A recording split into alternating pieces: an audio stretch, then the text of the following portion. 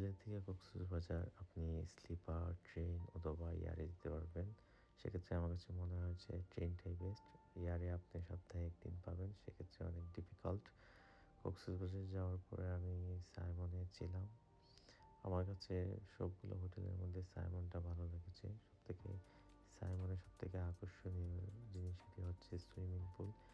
Swimming pool থেকে আপনি বিচের একদম সবকিছু ক্লিয়ারলি দেখতে পারবেন, আর ড্রিঙ্কস তো ইনক্লুডিং থাকবে।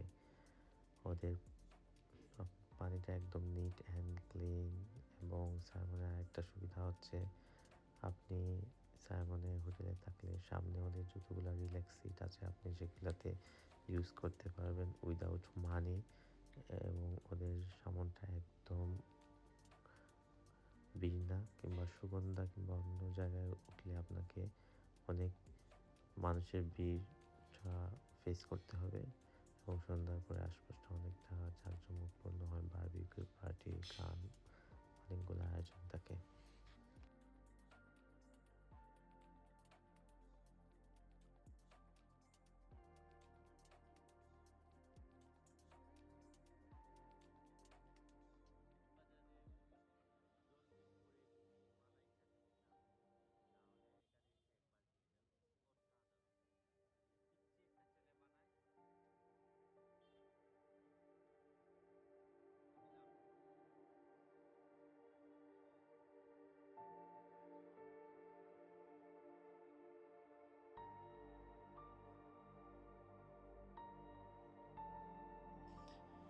এবং সকালের নাস্তা কমপক্ষে ৫০ থেকে ৬০টা আইটেম থাকে সাইমনে।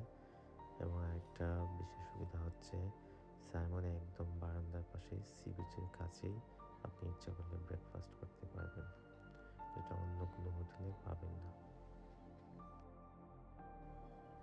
প্রত্যেকটা হোটেলে সন্ধ্যার পরে গেস্টের জন্য গানের আয়োজন করা হয়। সেক্ষেত্রে আমাদেরও হোটেলে কাওয়ালি গান ছিল।